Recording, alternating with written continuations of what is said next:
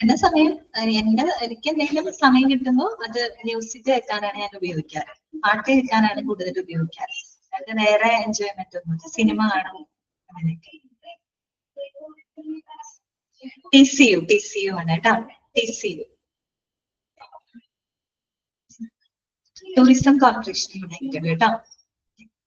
അപ്പൊ ശരി, നമുക്ക് നോക്കാം.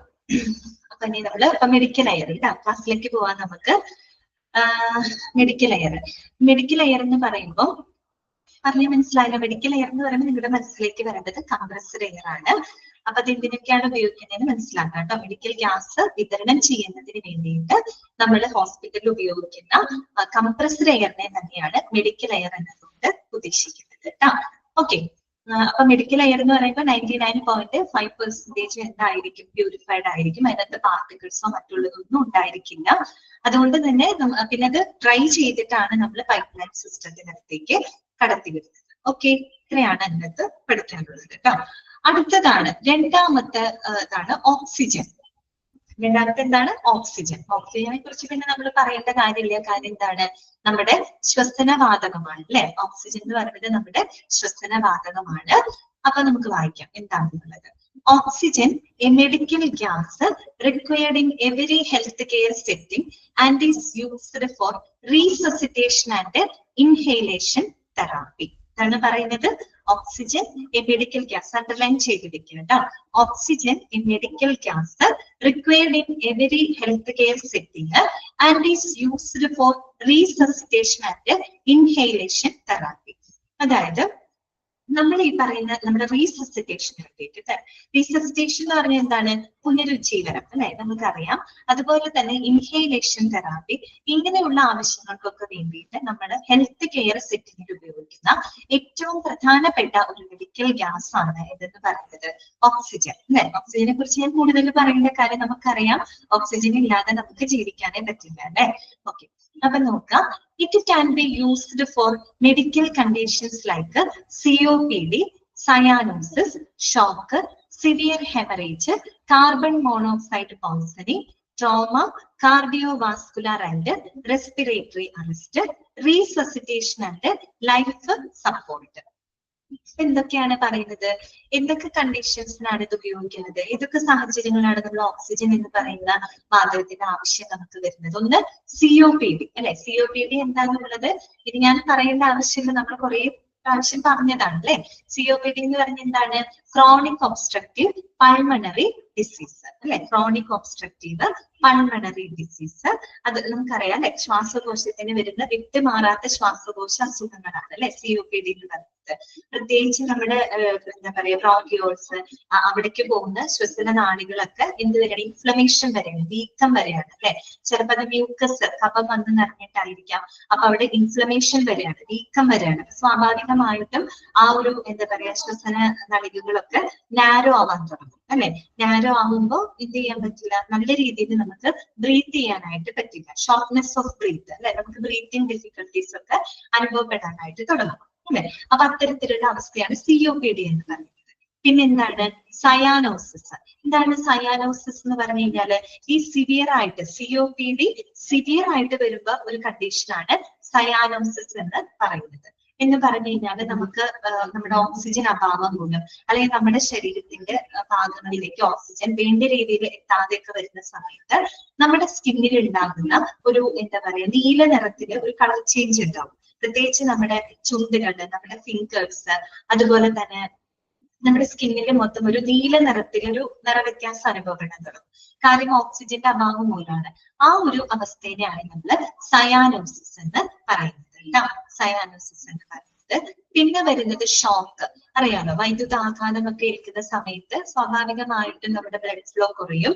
അതന്നെ, അതിന് കറക്റ്റ് ആണ്. ഫ്ലൂയിഡ് ഡിസ്കളറേഷൻ ഓഫ് സ്കിൻ, അതാണ്, അതിനെയാണ് നമ്മൾ സയാനോസിസ് എന്ന് പറയുന്നത് കേട്ടോ. പിന്നെ വരുന്നത് ഷോക്ക്. ഷോക്ക് എന്ന് പറയുന്നത് അറിയാലോ, വൈദ്യുതാഘാതം ഏൽക്കുന്ന സമയത്ത് എന്ത് സംഭവിക്കും? നമ്മുടെ ബ്ലഡ് ഫ്ലോ ഒക്കെ കുറയൂലേ. അപ്പൊ ബ്ലഡ് ഫ്ലോ കുറയുന്ന സമയത്ത് നമ്മുടെ ബോഡി ടിഷ്യൂസിന് വേണ്ടത്ര അളവില് ബ്ലഡ് മീൻസ് ബ്ലഡിന്റെ പ്രധാനപ്പെട്ട ഫംഗ്ഷൻ എന്താ? ഓക്സിജൻ സംവഹനമാണ്. അപ്പൊ ബ്ലഡ് ഫ്ലോ കുറയുമ്പോൾ നമുക്ക് ബുദ്ധിമുട്ടുകൾ വരും. അത്തരം സിറ്റുവേഷനിലൊക്കെ നമുക്ക് എന്താ ആവശ്യമായിട്ട് വരും? ഓക്സിജൻ തെറാപ്പി ആവശ്യമായിട്ട് വരും. ഓക്കെ. പിന്നെ വരുന്നത് സിവിയർ ഹെമറേജ്. സിവിയർ ഹെമറേജ് എന്ന് പറയുമ്പോൾ അറിയാലോ, നമ്മുടെ രക്തക്കൊഴലുകളൊക്കെ പൊട്ടുന്ന ഒരു അവസ്ഥയാണ്, പ്രത്യേകിച്ച് ബ്രെയിനിലൊക്കെ. അപ്പൊ ഹെമറേജ് സംഭവിക്കുമ്പോൾ ഭയങ്കരമായിട്ട് നമ്മുടെ ബ്ലഡ് ലോസ് ഒക്കെ ഉണ്ടാവും. ആ ബ്ലഡ് ലോസ് മൂലം നമുക്ക് പല പ്രശ്നങ്ങളും വരും അല്ലെ. അപ്പൊ അതിനൊക്കെ വേണ്ടിയിട്ട് ആ സിറ്റുവേഷനിലൊക്കെ നമുക്ക് ഓക്സിജൻ തെറാപ്പി ആവശ്യമായിട്ട് വരും. അതിനകത്ത് ബ്ലീഡിങ് ഫ്രം ഡാമേജ്ഡ് ബ്ലഡ്. അതെ. അപ്പൊ അങ്ങനെയൊക്കെ വരുമ്പോൾ നല്ല രീതിയിൽ ബ്ലഡ് നഷ്ടപ്പെടും. ബ്ലഡ് കുറയും തോറും നമ്മളുടെ ശരീരത്തിൽ എന്താണ്, ഓക്സിജൻ അഭാവം ഉണ്ടാവാനായിട്ട് തുടങ്ങും. അപ്പൊ അത്തരം സിറ്റുവേഷനിൽ നമുക്ക് ഓക്സിജൻ തെറാപ്പി ആവശ്യമായിട്ട് വരും. ഓക്കെ. പിന്നെന്താണ്, കാർബൺ മോണോക്സൈഡ് പോയിസണിങ്. എന്താണ് കാർബൺ മോണോക്സൈഡ് പോയിസണിങ്? എന്താണ് കാർബൺ മോണോക്സൈഡ് പോയിസണിങ് എന്ന് പറഞ്ഞാൽ എന്താ ഉദ്ദേശിക്കുന്നത്? നമ്മൾ ഈ കാർബൺ മോണോക്സൈഡിന്റെ ഒരു പ്രത്യേകത CO ആണ് കേട്ടോ, കാർബൺ മോണോക്സൈഡ്. ഈ കാർബൺ മോണോക്സൈഡ് നമ്മുടെ ബ്ലഡിനകത്ത് ഹീമോഗ്ലോബിൻ ഉണ്ടല്ലോ, ആ ഹീമോഗ്ലോബിനകത്ത് ഓക്സിജനെ ഡിസ്പ്ലേസ് ചെയ്യും. എന്ത്? Carbon monoxide. അങ്ങനെ പ്രത്യേകത ഉണ്ട് കേട്ടോ. കാർബൺ മോണോക്സൈഡ് എന്തെന്ന് അറിയാമോ? നമ്മുടെ ഹീമോഗ്ലോബിനായിട്ട് ബൈൻഡ് ചെയ്തിട്ട് അതിനകത്തുള്ള ഓക്സിജൻ അത് ഡിസ്പ്ലേസ് ചെയ്യും. ഓക്കെ. അപ്പൊ കാർബൺ മോണോക്സൈഡ് പോയിസണിങ് ഉണ്ടായിരിക്കും. അത്തരം സിറ്റുവേഷനിൽ നമുക്ക് ഓക്സിജൻ തെറാപ്പി ആവശ്യമായിട്ട് വരും. പിന്നെ ട്രോമ എന്ന് പറഞ്ഞാൽ എന്താണ്? ഗുരുതരമായിട്ടുള്ള പരിക്ക് അല്ലെങ്കിൽ ആഘാതം, അതിനെയാണ് ട്രോമ എന്ന് പറയുന്നത്. അപ്പൊ ഈ ട്രോമ വരുമ്പോ നമുക്ക് ഇഞ്ചുറി മൂലമായിരിക്കാം. ഇഞ്ചുറി ഒക്കെ വരുമ്പോ നല്ല രീതിയിൽ ബ്ലഡ് നമ്മുടെ നഷ്ടപ്പെടും. അപ്പൊ ഓക്സിജൻ അഭാവം അനുഭവപ്പെടും. അത്തരം സിറ്റുവേഷനിലൊക്കെ നമുക്ക് ഓക്സിജൻ തെറാപ്പി ആവശ്യമായിട്ട് വരും കേട്ടോ. പിന്നെ എന്താണ്, cardio vascular and respiratory arrest. Cardiac arrest വരുമ്പോ അല്ലെങ്കിൽ റെസ്പിറേറ്ററി അറസ്റ്റ്, പെട്ടെന്ന് ബ്രീത്ത് ചെയ്യാൻ പറ്റാത്തൊരു സാഹചര്യം വരുമ്പോഴൊക്കെ അല്ലെ, ബ്ലഡിലെ ഓക്സിജന്റെ ലെവലൊക്കെ താഴ്ന്നു പോകും അല്ലെ. അത്തരം സിറ്റുവേഷനിലൊക്കെ നമുക്ക് ഓക്സിജൻ ഗ്യാസ് ഉപയോഗിക്കേണ്ടതായിട്ട് വരും. പിന്നെ റീസസിറ്റേഷൻ ആൻഡ് ലൈഫ് സപ്പോർട്ട്. നമുക്കറിയാലോ, നമ്മുടെ പുനരുജ്ജീവനത്തിന് അല്ലെങ്കിൽ നമ്മുടെ ലൈഫ് സപ്പോർട്ടിനൊക്കെ ആവശ്യമായിട്ടുള്ള ഒരു ഇമ്പോർട്ടന്റ് മെഡിക്കൽ ഗ്യാസ് ആണ് ഓക്സിജൻ എന്ന് പറയുന്നത്. ക്ലിയർ ആയല്ലോ? അപ്പൊ നമ്മൾ 2 ഗ്യാസ് ആണ് കേട്ടോ പഠിച്ചത്. ഒന്ന് മെഡിക്കൽ എയർ, രണ്ടാമത്തത് ഓക്സിജൻ. ക്ലിയർ ആയല്ലോ? എവിടെയൊക്കെയാണ് ഓക്സിജൻ ഉപയോഗിക്കുന്നത്? It can be used for medical conditions like COPD, cyanosis, shock, severe haemorrhage, carbon monoxide poisoning, trauma, cardiovascular and respiratory arrest, resuscitation and life support. Okay. Clear ആണല്ലോ? ഇനി അടുത്തത് കേട്ടോ, മൂന്നാമത്തെ medical gas ആണ് carbon dioxide കേട്ടോ. എന്താണ് carbon dioxide? CO2. Okay.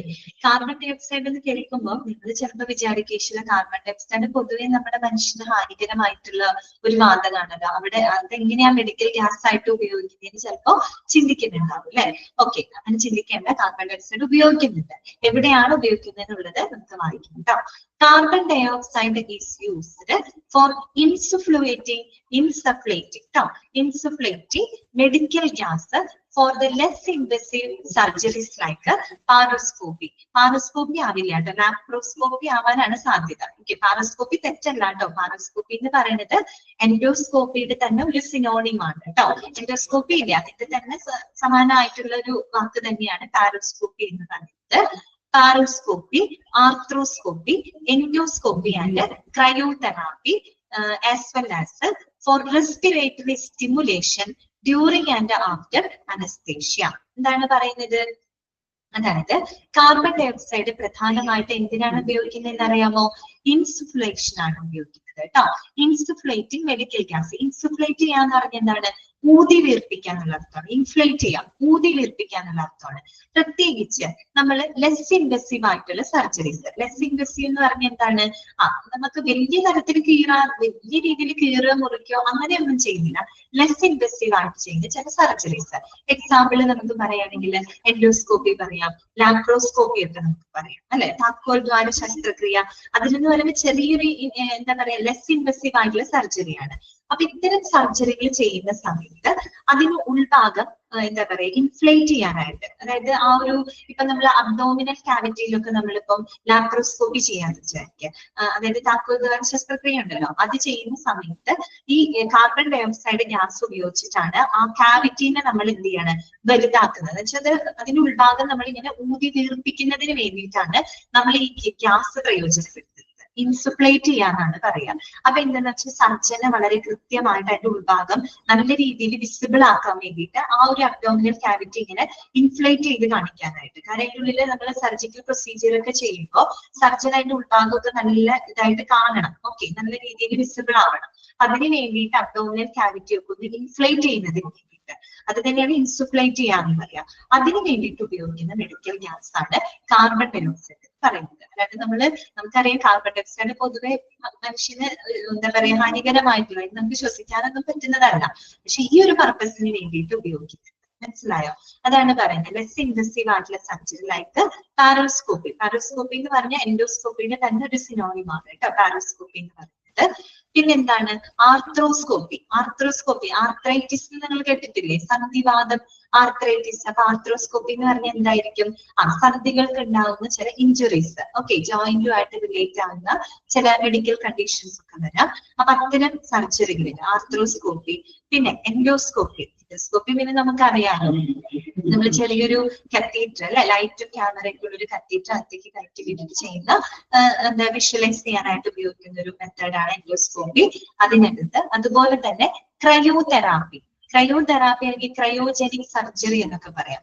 എന്താണെന്ന് അറിയാമോ? ക്രയോതെറാപ്പി അഥവാ ക്രയോജനിക് സർജറി എന്ന് പറഞ്ഞാൽ വേറൊന്നുമല്ല, അതായത് വളരെ താഴ്ന്ന ടെമ്പറേച്ചർ, ശ്രദ്ധിക്കാം കേട്ടോ, താഴ്ന്ന ടെമ്പറേച്ചർ ഉപയോഗപ്പെടുത്തിക്കൊണ്ട് ചെയ്യുന്ന ചില സർജറികളുണ്ട്.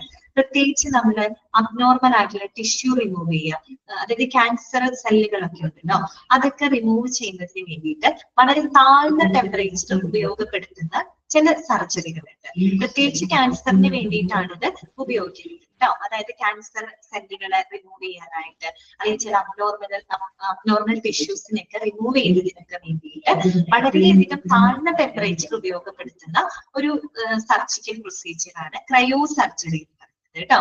ക്രയോതെറാപ്പി എന്ന് പറയാം, ക്രയോജനിക് സർജറി എന്നൊക്കെ പറഞ്ഞാൽ സെയിം തന്നെയാണ് കേട്ടോ. അപ്പൊ അതിലൊക്കെ നമ്മൾ എന്ത് ഉപയോഗിക്കുന്നുണ്ട്? കാർബൺ ഡയോക്സൈഡ് വാതകം ഉപയോഗിക്കുന്നുണ്ട്. എന്തിനു വേണ്ടിയിട്ടാണെന്ന് മനസ്സിലാവില്ല, ആ ഉൾഭാഗം ഇങ്ങനെ ഊതി വീർപ്പിക്കുന്നതിന് വേണ്ടിയിട്ടാണ്. അങ്ങനെ ഇൻഫ്ലേറ്റ് ചെയ്യുമ്പോഴാണ് സർജനായാലും അതിന്റെ ഉൾഭാഗമൊക്കെ നല്ല രീതിയിൽ വിസിബിൾ ആവാനായിട്ട് സാധിക്കും.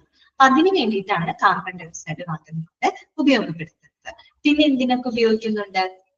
as well as for the respiratory stimulation during and after anesthesia. പ്രത്യേകിച്ച് അതുപോലെ തന്നെ നമ്മൾ അനസ്തേഷ്യ സമയത്ത്, അനസ്തേഷ്യക്ക് ശേഷമൊക്കെ എന്ത് ചെയ്യാനായിട്ട് നമ്മുടെ റെസ്പിറേറ്ററി സെന്ററുകളെ ആക്ടിവേറ്റ് ചെയ്യുന്നതിന് വേണ്ടിയിട്ടും കാർബൺ ഡയോക്സൈഡ് വാതകം ഉപയോഗിക്കുന്നുണ്ട്. അതായത് നമ്മൾ അനസ്തേഷ്യ കൊടുക്കുമ്പോൾ സ്വാഭാവികമായിട്ടും നമ്മുടെ ബോഡി ഒരു മയക്കത്തിലായിരിക്കുമല്ലോ. അപ്പൊ അത് കഴിഞ്ഞിട്ട് നമ്മൾ ആ ഒരു ബോഡീനെ നോർമലിലേക്ക് വരണമെങ്കിൽ അവരുടെ ആ ഒരു റെസ്പിറേറ്ററി സെന്ററുകൾ ഒന്ന് ആക്ടിവേറ്റ് ചെയ്യണം. ഓക്കെ, അപ്പൊ ആ ഒരു ആക്ടിവേഷന് വേണ്ടിയിട്ട് റെസ്പിറേറ്ററി ഒരു സ്റ്റിമുലേഷൻ കൊടുക്കാനായിട്ടും നമ്മൾ എന്ത് ഉപയോഗിക്കുന്നുണ്ട്? കാർബൺ ഡയോക്സൈഡ് ഗ്യാസ് ഉപയോഗിക്കുന്നുണ്ട്. ഓക്കെ, അതാണ് respiratory stimulation during and after anaesthesia. Okay, അനസ്തേഷ്യക്ക് ശേഷം എന്താണ്? അനസ്തേഷ്യ സമയത്ത്, അതിന് ശേഷം, അനസ്തേഷ്യ സമയത്ത് എന്ന് പറയാൻ പറ്റില്ല, അനസ്തേഷ്യക്ക് ശേഷം എന്താണ്? ആ റെസ്പിറേറ്ററി സെന്ററുകളെ ഒന്ന് ആക്ടിവേറ്റ് ചെയ്യുന്നതിന് വേണ്ടിയിട്ട് ഒന്ന് സ്റ്റിമുലേഷൻ കൊടുക്കാനായിട്ട് നമ്മൾ കാർബൺ ഡയോക്സൈഡ് വാതകം ഉപയോഗിക്കുന്നുണ്ട്. പിന്നെ പറയുന്നത് അത്രയേ ഉള്ളൂ കേട്ടോ. അവിടെയൊക്കെയാണ് അങ്ങനെയുള്ള കാര്യങ്ങൾക്കാണ് CO2 നമ്മൾ പ്രയോജനപ്പെടുത്തുന്നത്. പിന്നെ അടുത്തത് എന്താണ് പറയുന്നത്? CO2 may be piped in large hospitals but more likely comes from a tank. അതായത് സാധാരണ നമ്മൾ CO2 എങ്ങനെയാ വലിയ ഹോസ്പിറ്റലിലേക്ക് കൊണ്ടുവരുന്നത് വെച്ചാൽ, ലാർജ് ഹോസ്പിറ്റൽ, വലിയ ഹോസ്പിറ്റലിലാകുമ്പോൾ കാർബൺ ഡയോക്സൈഡ് നമ്മൾ പൈപ്പുകൾ മുഖേനയാണ് നമ്മൾ വിതരണം ചെയ്യുന്നത്. ഇനി ചെറിയ ഹോസ്പിറ്റലൊക്കെയാണ് പൈപ്പ് വഴി ചെയ്യുന്നത്. എന്താണെന്ന് വെച്ചാൽ വലിയ ഹോസ്പിറ്റൽ ആണെങ്കിൽ ത്രൂ ഔട്ട് ഹോസ്പിറ്റൽ അത് അവൈലബിൾ ആക്കണമെങ്കിൽ നമുക്ക് പൈപ്പിംഗ് സിസ്റ്റം തന്നെ ഉപയോഗിക്കേണ്ടതായിട്ട് വരും. പക്ഷെ കൂടുതലും കോമൺലി എന്താണ്? ടാങ്ക്, അതായത് നമ്മൾ സംഭരിച്ച് വെക്കുന്നത് കാർബൺ ഡയോക്സൈഡ് വാതകം നമ്മൾ ചിലപ്പോൾ സംഭരിക്കുന്നത് ചെറിയ ഹോസ്പിറ്റലിലൊക്കെ ആകുമ്പോൾ ടാങ്കിന്റെ ആവശ്യമുള്ളൂ. ടാങ്കിൽ സംഭരിച്ച് വെച്ചാൽ മതി കാർബൺ ഡയോക്സൈഡ്. ഓക്കെ, വലിയ ഹോസ്പിറ്റൽ ആകുമ്പോൾ ത്രൂ ഔട്ട് ഹോസ്പിറ്റലിൽ നമുക്കത് ഡിസ്ട്രിബ്യൂട്ട് ചെയ്യുന്നെങ്കിൽ പൈപ്പിംഗ് സംവിധാനത്തിലൂടെയാണ് അതിന് ഡിസ്ട്രിബ്യൂട്ട് ചെയ്യുന്നത്. ചെറിയ ഹോസ്പിറ്റലൊക്കെ ആകുമ്പോൾ ഒരു ടാങ്കിലൂടെ മാത്രം, ടാങ്കിന്റെ ആവശ്യം മാത്രമേ നമുക്ക് വരുന്നുള്ളൂ. ടാങ്കിലായിരിക്കും കാർബൺ ഡയോക്സൈഡ് സ്റ്റോർ ചെയ്ത് വെക്കുന്നുണ്ടാവും. ഓക്കെ, ക്ലിയർ ആണല്ലോ പറഞ്ഞത്. അപ്പൊ CO2 എവിടെയൊക്കെയാണ് നമ്മൾ ഉപയോഗപ്പെടുത്തുന്നത്? ലെസ് ഇൻവെസീവ് ആയിട്ടുള്ള surgeries like laparoscopy, endoscopy, cryo surgery അങ്ങനെയുള്ളതിലൊക്കെ ഇൻസുഫ്ലേറ്റിംഗ് ഏജന്റ് ആയിട്ട് അല്ലെ, അതിനുള്ളിൽ ഊതി വീർപ്പിക്കുന്നതിന് വേണ്ടിയിട്ട് കാർബൺ ഡയോക്സൈഡ് വാതകം ഉപയോഗിക്കുന്നുണ്ട്. അതുപോലെ തന്നെ അനസ്തേഷ്യയ്ക്ക് ശേഷം ഒരു റെസ്പിറേറ്ററി സ്റ്റിമുലേഷന് വേണ്ടിയിട്ടും കാർബൺ ഡയോക്സൈഡ് വാതകം ഉപയോഗിക്കുന്നുണ്ട്. പിന്നെ കാർബൺ ഡയോക്സൈഡ് വലിയ ഹോസ്പിറ്റലുകൾക്ക് പൈപ്പുകളിലൂടെയാണ് അത് വിതരണം ചെയ്യുന്നത്. പൊതുവെ അത് ടാങ്ക്, അതായത് ചെറിയ ഹോസ്പിറ്റലൊക്കെ ആകുമ്പോൾ നമുക്ക് പൈപ്പിംഗ് സിസ്റ്റത്തിന്റെ ഒന്നും ആവശ്യം അവിടെ വരുന്നില്ല. ടാങ്കിന് നമുക്കത് സംഭരിച്ച് വെച്ചാൽ മതി. ഓക്കെ, ക്ലിയർ ആണല്ലോ. അപ്പൊ 3 കഴിഞ്ഞു കേട്ടോ. നമ്മുടെ മെഡിക്കൽ എയർ കഴിഞ്ഞു, ഓക്സിജൻ കഴിഞ്ഞു, കാർബൺ ഡയോക്സൈഡ് കഴിഞ്ഞു. ഇനി അടുത്തതാണ് എന്ത്? നൈട്രജൻ. ഓക്കെ, നൈട്രജൻ ബ്രാക്കറ്റിൽ കൊടുത്തിട്ടുണ്ട്. Medical liquid nitrogen. നൈട്രജൻ ഏത് ഫോമിലാണ് അവിടെ ഉപയോഗിക്കുന്നത്? ലിക്വിഡ് ഫോമിലാണ് കേട്ടോ, ദ്രാവക രൂപത്തിലാണ് ഉപയോഗിക്കുന്നത്. ഇനി എവിടെയൊക്കെയാണ് നമ്മൾ നൈട്രജൻ പ്രയോജനപ്പെടുത്തുന്നത് നമുക്ക് നോക്കാം. Nitrogen is a medical gas used for cryo surgery. നമ്മൾ നേരത്തെ പറഞ്ഞില്ലേ, ആ സംഭവം തന്നെയാണ് കേട്ടോ. ക്രയോ തെറാപ്പി എന്ന് നമ്മൾ പറഞ്ഞത് അതേ കാര്യത്തിൽ തന്നെയാണ് കേട്ടോ. Cryo surgery to remove some cancers and skin lesions, and also for the storage of tissues, cells and blood in cryogenic temperatures to avoid oxidation of the samples. Underline ചെയ്ത് വെക്കാം കേട്ടോ. എവിടെയൊക്കെയാണ് നമ്മൾ നൈട്രജൻ ഗ്യാസ് യൂസ് ചെയ്യുന്നത്? ഈ nitrogen എന്ന് പറയുന്നത് ഒരു ക്രയോജനിക് ഏജന്റ് ആണ്. ശരിക്കും ക്രയോ സർജറിയിൽ പ്രയോജനപ്പെടുത്തുന്നത് ഞാൻ നേരത്തെ പറഞ്ഞില്ലേ, അതായത് വളരെ താഴ്ന്ന ടെമ്പറേച്ചറിൽ ഈ അബ്നോർമൽ ടിഷ്യൂസും ക്യാൻസർ സെല്ലൊക്കെ റിമൂവ് ചെയ്യുന്ന ഒരു സർജറിയാണ് ക്രയോ സർജറി എന്ന് പറയുന്നത്.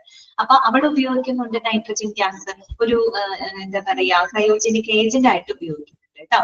അതാണ് ആദ്യത്തെ സെന്റൻസിൽ പറയുന്നത്. To remove some cancers and skin lesions. Skin lesions എന്ന് വെച്ച് കഴിഞ്ഞാല് ഈ സ്കിന്നിൽ ഉണ്ടാകുന്ന ചില എന്താ പറയാ ക്ഷതങ്ങള്. ക്ഷതം എന്ന് പറയുമ്പോൾ ഈ ചിലപ്പോ ഈ അരിമാറ അങ്ങനെയൊക്കെ ഉണ്ടാവില്ലേ സ്കിന്നിനകത്ത്, അങ്ങനെയുള്ളതൊക്കെ റിമൂവ് ചെയ്യാനായിട്ടൊക്കെ, അതുപോലെ ക്യാൻസർ സെല്ലുകളൊക്കെ റിമൂവ് ചെയ്യുന്ന ക്രയോ സർജറിക്കകത്ത് നൈട്രജൻ ഗ്യാസ് ഉപയോഗിക്കുന്നുണ്ട്. പിന്നെ എവിടെയാണ് ഉപയോഗിക്കുന്നത്? Storage of tissues, cells and blood in cryogenic temperatures to avoid the oxidation of the samples. അതായത് നമ്മുടെ ഈ ടിഷ്യൂസ്, അതുപോലെ തന്നെ സെല്ല്, ബ്ലഡ്, അങ്ങനെയുള്ള ബയോളജിക്കൽ സ്പെസിമെൻസ് ഒക്കെ ഉണ്ടല്ലോ, സാമ്പിളുകൾ, അതിന്റെ ഓക്സിഡേഷൻ ഒഴിവാക്കാനായിട്ട്. ഓക്സിഡേഷൻ എന്ന് പറഞ്ഞാൽ എന്താണ്?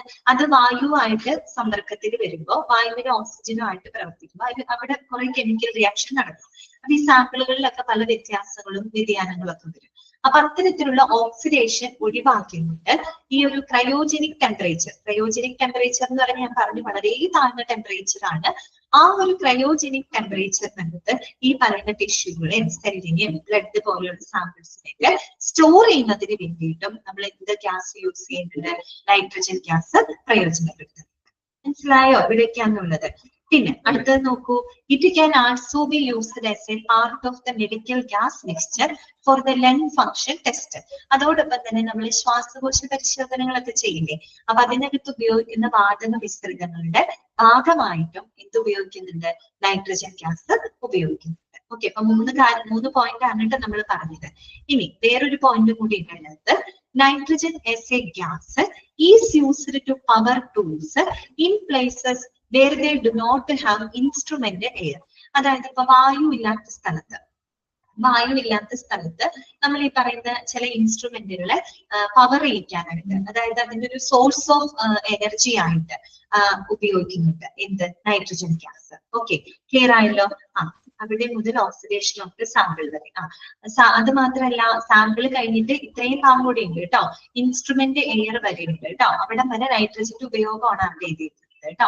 ഒന്നുകൂടെ ഞാൻ പറയാണ്, എവിടെയൊക്കെയാണ് നമ്മൾ നൈട്രജൻ ഉപയോഗിക്കുന്നത്? ഒന്ന്, ക്രയോ സർജറിയിൽ നമ്മൾ ഉപയോഗിക്കുന്നുണ്ട്. ക്രയോ സർജറി എന്ന് പറയുന്നത് വളരെ താഴ്ന്ന ടെമ്പറേച്ചർ ഉപയോഗപ്പെടുത്തിക്കൊണ്ട് ക്യാൻസർ സെല്ലുകൾ റിമൂവ് ചെയ്യാൻ, അതുപോലെ തന്നെ എന്താ പറയുക സ്കിൻ ലെഷൻസ് എന്ന് പറഞ്ഞാൽ സ്കിന്നിൽ ഉണ്ടാവുന്ന ചില ക്ഷതങ്ങള്, അതുപോലെ അബ്നോർമൽ ടിഷ്യൂസ് ഒക്കെ റിമൂവ് ചെയ്യുന്നതിന് വേണ്ടിയിട്ട് താഴ്ന്ന ടെമ്പറേച്ചർ ഉപയോഗിക്കുന്ന സർജറിനെയാണ് ക്രയോ സർജറി എന്ന് പറയുന്നത്. അപ്പൊ ക്രയോ സർജറിക്കകത്ത് നൈട്രജൻ ഗ്യാസ് ഉപയോഗിക്കുന്നുണ്ട്. അതുപോലെ തന്നെ എന്താണ് സാമ്പിൾസിന്റെ പ്രത്യേകിച്ച് ബയോളജിക്കൽ സാമ്പിൾസ് ആയിട്ടുള്ള ബ്ലഡ്, അതുപോലെ ടിഷ്യൂ, സെല്ലുകൾ, അതിന്റെ ഓക്സിഡേഷൻ ഒഴിവാക്കാനായിട്ട്. ഓക്കെ, വായുവുമായിട്ടുള്ള സമ്പർക്കം വരുമ്പോൾ അവിടെ ഓക്സിഡേഷൻ നടക്കും. അപ്പൊ ആ ഒരു ഓക്സിഡേഷൻ ഒഴിവാക്കിയിട്ട് ആ ഒരു ടെമ്പറേച്ചർ, ക്രയോജനിക് ടെമ്പറേച്ചർ കണ്ടിട്ട് ഈ ടിഷ്യൂസും സെല്ലുകളും ബ്ലഡ് ഒക്കെ സ്റ്റോർ ചെയ്യുന്നതിന് വേണ്ടിയിട്ടും നൈട്രജൻ ഗ്യാസ് ഉപയോഗിക്കുന്നുണ്ട്. അതുപോലെ ശ്വാസകോശ പരിശോധനയിൽ ഉപയോഗിക്കുന്ന വാതക മിശ്രിതങ്ങളുടെ ഭാഗമായിട്ട് നൈട്രജൻ ഗ്യാസ് ഉപയോഗിക്കുന്നുണ്ട്. അതുപോലെ ഇൻസ്ട്രുമെന്റ് എയർ, വായു ഇല്ലാത്ത സ്ഥലങ്ങളിൽ ആ ഉപകരണങ്ങളിലെ ഒന്ന് പ്രവർത്തിപ്പിക്കാനായിട്ട്, പവർ ചെയ്യാനായിട്ടും ഏത് ഗ്യാസ് ഉപയോഗിക്കുന്നുണ്ട്? Nitrogen gas പ്രയോജനപ്പെടുത്തുന്നുണ്ട്. ക്ലിയർ ആയോ പറഞ്ഞത്? നമുക്കൊന്ന് വായിക്കാം. Nitrogen is a medical gas used for cryo surgery to remove some cancers and skin lesions and also for the storage of tissues, cells and blood in cryogenic temperatures to avoid the oxidation of the samples. അടുത്ത point ഏതാണ്? It can also be used as a part of the medical gas mixture for lung function test. പിന്നെന്താണ്? Nitrogen as a gas is used to power tools in places where they do not have instrument air. 4 പോയിന്റുകൾ എടുത്ത് പറയാം കേട്ടോ. ഈ 4 കാര്യങ്ങൾക്കാണ് നമ്മൾ nitrogen gas ഉപയോഗിക്കുന്നത്. ഇനി നോക്കിക്കേ, most of the time it comes from a multiple of cylinders and is piped at pressure with an alarm system at the source and on the use site. അതായത് നമ്മൾ കൂടുതലും ഈ പറയുന്ന നൈട്രജൻ ഗ്യാസ് നമ്മൾ എങ്ങനെ സംഭരിച്ചു വെക്കുന്നത് അറിയാമോ? ഒന്നിലധികം സിലിണ്ടറുകളിലൂടെയാണ് നമ്മൾ സംഭരിച്ചു വെക്കുന്നത്. ഓക്കെ, നമ്മൾ കാർബൺ ഡൈ ഓക്സൈഡിന്റെ കാര്യം പറഞ്ഞില്ലേ, വലിയ ഹോസ്പിറ്റലൊക്കെ ആകുമ്പോൾ പൈപ്പിംഗ് സിസ്റ്റത്തിലൂടെ ഡിസ്ട്രിബ്യൂട്ട് ചെയ്യുന്നു, കൂടുതലും അത് ടാങ്കിലാണ് സംഭരിച്ചു വെക്കുന്നതെന്ന് പറഞ്ഞു. അതുപോലെ നൈട്രജൻ ഗ്യാസ് എന്ന് പറയുന്നത് പൊതുവെ ഒന്നിലധികം സിലിണ്ടറുകളിലായിട്ടാണ് നമ്മൾ നൈട്രജൻ ഗ്യാസ് സ്റ്റോർ ചെയ്ത് വെക്കുന്നത്. ഓക്കെ, മൾട്ടിപ്പിൾ ഓഫ് സിലിണ്ടേഴ്സ്, ഒന്നിലധികം സിലിണ്ടറുകൾ ഉപയോഗിച്ചിട്ടാണ് നമ്മൾ അത് സ്റ്റോർ ചെയ്ത് വെക്കുന്നത്. അത് മാത്രമല്ല, and is piped at pressure, എന്നിട്ട് നമ്മൾ പൈപ്പ് ലൈൻ സിസ്റ്റത്തിലൂടെ അത് ഡിസ്ട്രിബ്യൂട്ട് ചെയ്യാണ്, വിതരണം ചെയ്യാണ് നൈട്രജൻ ഗ്യാസ്. ഓക്കെ, പക്ഷെ വിതരണം ചെയ്യുന്നത് എന്താണ്? അറ്റ് പ്രഷർ അല്ല, ഒരു പ്രഷർ പറയുന്നത് ഒരു കൺസിസ്റ്റന്റ് പ്രഷർ മെയിൻറ്റെയിൻ ചെയ്തുകൊണ്ടാണ് നമ്മൾ ഈ നൈട്രജൻ ഗ്യാസിന് പൈപ്പ് ലൈൻ സിസ്റ്റത്തിലൂടെ കടത്തിവിടുന്നത്. ഓക്കെ, ഒരു കൺസിസ്റ്റന്റ് പ്രഷർ ഉണ്ട്, ആ ഒരു പ്രഷർ മെയിൻറ്റെയിൻ ചെയ്തുകൊണ്ടാണ് നമ്മൾ ഈ നൈട്രജൻ ഗ്യാസിനെ പൈപ്പ് ലൈൻ സിസ്റ്റത്തിലൂടെ കടത്തിവിടുന്നത്. പിന്നെ എന്താണ്? With an alarm system at the source and on the use side. അത് കൂടാതെ എന്താണ്? ഈ സോഴ്സ്, അതായത് നൈട്രജൻ ഗ്യാസ് അതിന്റെ ഒരു സോഴ്സ് ഉണ്ടല്ലോ, ഇപ്പൊ സിലിണ്ടറിലായിരിക്കും അത് സ്റ്റോർ ചെയ്തത്, സിലിണ്ടർ ആണ് അവിടുത്തെ സോഴ്സ്. അപ്പൊ ആ സോഴ്സിന്റെ സ്ഥലത്തും അതുപോലെ തന്നെ യൂസ് സൈറ്റ് എന്ന് പറഞ്ഞ എന്താണ്? ആ നൈട്രജൻ ഗ്യാസ് എവിടെയാണ് ഉപയോഗപ്പെടുത്തുന്നത്, ആ യൂസ് സൈറ്റിലും. ഓക്കെ, ഈ 2 സൈറ്റിലും നമ്മൾ എന്ത് ഇൻസ്റ്റാൾ ചെയ്യും? അലാറം ഇൻസ്റ്റാൾ ചെയ്യും. ഓക്കെ, എന്തിനു വേണ്ടിയിട്ട് അലാറം നമ്മൾ ഇൻസ്റ്റാൾ ചെയ്യുന്നത്? എന്തിനു വേണ്ടിയിട്ടാണ്? ഈ സോഴ്സിന്റെ ഭാഗത്തും അത് എത്തുന്ന സ്ഥലത്ത് യൂസ് ചെയ്യുന്ന ഭാഗത്തും അലാറം ഇൻസ്റ്റാൾ ചെയ്യുന്നത് വേറൊന്നിനും വേണ്ടിയിട്ടല്ല. നമ്മൾ നേരത്തെ ഒരു കാര്യം പറഞ്ഞില്ലേ, നൈട്രജൻ ഗ്യാസ് ഒരു കൺസിസ്റ്റന്റ് പ്രഷർ മെയിൻറ്റെയിൻ ചെയ്തുകൊണ്ടാണ് പൈപ്പ് ലൈൻ സിസ്റ്റത്തിലൂടെ കടത്തിവിടുന്നതെന്ന് പറഞ്ഞില്ലേ. അപ്പൊ ആ പ്രഷറിനകത്ത് എന്തെങ്കിലും ഫ്ലക്ച്വേഷൻസ് ഉണ്ടാവുന്നുണ്ടോ? ഓക്കെ, അതുപോലെ ആ പൈപ്പ് ലൈൻ സിസ്റ്റത്തിലൂടെ നൈട്രജൻ ഗ്യാസ് പോകുമ്പോൾ ആ ഫ്ലോയിൽ എന്തെങ്കിലും വാരിയേഷൻസ് ഉണ്ടാവുന്നുണ്ടോ? എന്തെങ്കിലും ലീക്ക് ഉണ്ടാവുന്നുണ്ടോ? അല്ലെങ്കിൽ പൈപ്പ് ലൈൻ സിസ്റ്റത്തിൽ എന്തെങ്കിലും മാൽ ഫങ്ഷൻസ് അനുഭവപ്പെടുന്നുണ്ടോ? അങ്ങനെയുള്ള കാര്യങ്ങളൊക്കെ മോണിറ്റർ ചെയ്യുന്നതിന് വേണ്ടിയിട്ടാണ് നമ്മൾ ഇങ്ങനെയുള്ള അലാം സിസ്റ്റങ്ങൾ ഈ സോഴ്സിന്റെ ഭാഗത്തും യൂസ് സൈറ്റിന്റെ ഭാഗത്തും ഒക്കെ നമ്മൾ ഇൻസ്റ്റാൾ ചെയ്യുന്നത്. മനസ്സിലായോ പറഞ്ഞത്? അത്രയേ ഉള്ളൂ നൈട്രജൻ ഗ്യാസിനെ കുറിച്ച്. അപ്പൊ നമ്മള് ഇത്രയും മതി കേട്ടോ, 12 മണിയായി. അപ്പൊ 4 ഗ്യാസുകളാണ് നമ്മൾ പഠിച്ചത്. ഒന്ന് മെഡിക്കൽ എയർ ആണ്. മെഡിക്കൽ എയറിനെ പറ്റി പഠിക്കുമ്പോൾ നിങ്ങൾ ഓർക്കുന്നത് ഒരു കംപ്രസ്ഡ് എയർ ആണ്, അതിനകത്ത് മറ്റുള്ള കണ്ടാമിനേറ്റ്സോ പാർട്ടിക്കിൾസോ ഒന്നും തന്നെ ഉണ്ടായിരിക്കില്ല. 99.5% അത് പ്യൂരിഫൈഡ് ആയിരിക്കും. എവിടെ ഉപയോഗപ്പെടുത്തുന്ന സർജൻസ് ആണ് അത് ഉപയോഗപ്പെടുത്തുന്നത്. പ്രത്യേകിച്ച് ക്രിട്ടിക്കൽ ICU യൂണിറ്റുകളിലൊക്കെ മെഡിക്കൽ എയർ കംപ്രസറുകൾ ഉപയോഗപ്പെടുത്തുന്നത്. പിന്നെ നമ്മൾ രണ്ടാമത് പറഞ്ഞത് ഓക്സിജൻ ആണ്. ഓക്സിജൻ നമുക്കറിയാലോ, മിക്ക ഹെൽത്ത് കെയർ സെറ്റിംഗിൽ ഉപയോഗിക്കുന്ന ഒരു വാതകമാണ് ഓക്സിജൻ എന്ന് പറയുന്നത്. ഓക്സിജൻ ഉപയോഗിക്കുന്ന സാഹചര്യങ്ങൾ നമ്മൾ പറഞ്ഞു കേട്ടോ. COPD, സയാനോസിസ്, അതൊക്കെ നിങ്ങൾ മനസ്സിലാക്കി വെക്കാം. ലൈഫ് സപ്പോർട്ട് ചെയ്യുന്ന ഒരു വാതകമാണ്. മൂന്നാമത് നമ്മൾ പറഞ്ഞത് കാർബൺ ഡൈ ഓക്സൈഡ് ആണ്. കാർബൺ ഡൈ ഓക്സൈഡ് എന്തിനു വേണ്ടിയിട്ട് ഉപയോഗിക്കുന്നത്? ഇൻസുഫ്ലേറ്റിംഗ് മെഡിക്കൽ ഗ്യാസ് ആണ് അല്ലെ. ഇൻസുഫ്ലേറ്റിംഗ് മെഡിക്കൽ ഗ്യാസ് ആണ്. അതായത് പ്രത്യേകിച്ച് ലെസ് ഇൻവെസീവ് സർജറികൾ, ലാപ്രോസ്കോപ്പി, എൻഡോസ്കോപ്പി, ക്രയോ സർജറി, അങ്ങനെയുള്ള ലെസ് ഇൻവെസീവ് സർജറികളിലൊക്കെ അതിന്റെ ഉൾഭാഗം അല്ലെ, ശരീരത്തിന്റെ ആ ഒരു ക്യാവിറ്റികളൊക്കെ ഒന്ന് ഊതി വീർപ്പിക്കുന്നതിന് വേണ്ടിയിട്ടാണ്, ഇൻഫ്ലേറ്റ് ചെയ്യുന്നതിന് വേണ്ടിയിട്ട് ഉപയോഗിക്കുന്ന മെഡിക്കൽ ഗ്യാസ് ആണ് കാർബൺ ഡൈ ഓക്സൈഡ്. അതുകൂടാതെ നമ്മൾ അനസ്തേഷ്യയ്ക്ക് ശേഷം ഒരു റെസ്പിറേറ്ററി സ്റ്റിമുലേഷന് വേണ്ടിയിട്ടും കാർബൺ ഡൈ ഓക്സൈഡ് പ്രയോജനപ്പെടുത്തുന്നുണ്ട്. ഇനി കാർബൺ ഡൈ ഓക്സൈഡ് നമ്മൾ വലിയ ഹോസ്പിറ്റലുകളിലൊക്കെ പൈപ്പിംഗ് സിസ്റ്റത്തിലൂടെ നമ്മൾ ഡിസ്ട്രിബ്യൂട്ട് ചെയ്യുന്നു. കൂടുതലും അത് നമ്മൾ ടാങ്കിലായിരിക്കും സ്റ്റോർ ചെയ്ത് വെക്കുന്നുണ്ടാവും. ഓക്കെ, നൈട്രജന്റെ എന്താ പറയാ യൂസസ് ആണ് കൂടുതൽ നിങ്ങൾക്ക് പഠിക്കാനുള്ളത്. നൈട്രജൻ ഗ്യാസ് എന്ന് പറയുന്നത് ക്രയോ സർജറിയിൽ നമ്മൾ ഉപയോഗപ്പെടുത്തുന്നുണ്ട്. അതുപോലെ തന്നെ സാമ്പിളുകളുടെ ഓക്സിഡേഷൻ ഒഴിവാക്കുന്നതിന് വേണ്ടിയിട്ട് ക്രയോജനിക് ടെമ്പറേച്ചറിൽ സ്റ്റോർ ചെയ്യാനും നമ്മൾ നൈട്രജൻ ഗ്യാസ് ഉപയോഗിക്കുന്നുണ്ട്. പിന്നെ എന്താ പറയുക, ശ്വാസകോശ പരിശോധനയുടെ വാതക മിശ്രിതങ്ങളുടെ ഭാഗമായിട്ട് നമ്മൾ നൈട്രജൻ ഉപയോഗിക്കുന്നുണ്ട്. പിന്നെ ഇൻസ്ട്രുമെന്റ് എയർ അല്ലെ, വായു ഇല്ലാത്ത സ്ഥലങ്ങളിൽ ഈ പറയുന്ന ഇൻസ്ട്രുമെന്റ്സിൽ അത് പവർ ചെയ്യിക്കാൻ വേണ്ടിയിട്ട് അല്ലെ, പവർ ചെയ്യിക്കുന്നതിന് വേണ്ടിയിട്ട് നൈട്രജൻ ഗ്യാസ് പ്രയോഗിച്ചിട്ടുണ്ട്. പിന്നെ നൈട്രജൻ ഗ്യാസ് കൂടുതലും ഒന്നിലധികം സിലിണ്ടറിലാണ് നമ്മൾ കൂടുതൽ സ്റ്റോർ ചെയ്ത് വെക്കുന്നത്. എന്നിട്ട് നമ്മൾ പൈപ്പിംഗ് സിസ്റ്റത്തിലൂടെ അത് ഡിസ്ട്രിബ്യൂട്ട് ചെയ്യുന്നു. ഒരു കൺസിസ്റ്റന്റ് പ്രഷർ മെയിൻറ്റെയിൻ ചെയ്തുകൊണ്ടായിരിക്കും നമ്മൾ ഈ നൈട്രജൻ ഗ്യാസിനെ പൈപ്പ് ലൈൻ സിസ്റ്റത്തിലൂടെ കടത്തിവിടുന്നത്. അപ്പൊ ആ ഒരു പ്രഷറിൽ എന്തെങ്കിലും ഫ്ലക്ച്വേഷൻസോ അല്ലെങ്കിൽ ഫ്ലോയിൽ എന്തെങ്കിലും വാരിയേഷൻസ് ഉണ്ടോ എന്നൊക്കെ അറിയുന്നതിന് വേണ്ടിയിട്ട് നമ്മൾ ആ സോഴ്സിന്റെ ഭാഗത്തും യൂസ് സൈറ്റ്, ആ നൈട്രജൻ ഗ്യാസ് എവിടെയാണോ ഉപയോഗപ്പെടുത്തുന്നത് ആ രണ്ട് സൈറ്റുകളിൽ നമ്മൾ എന്ത് വെക്കും, എന്ത് ഇൻസ്റ്റാൾ ചെയ്യും, അലാമും നമ്മൾ ഇൻസ്റ്റാൾ ചെയ്യും. ഓക്കെ, ക്ലിയർ ആണല്ലോ. നമുക്ക് ഒരു 3 കൂടെ പഠിക്കാനുണ്ട് കേട്ടോ അതിനകത്ത്. ക്ലിയർ? അത് നമുക്ക് 12 മണിയായി നമ്മുടെ ക്ലാസ്സിൽ നിന്ന് വൈൻഡപ്പ് ചെയ്യാം കേട്ടോ. നിന്ന് അൺമ്യൂട്ട് ചെയ്തിട്ടുണ്ട്.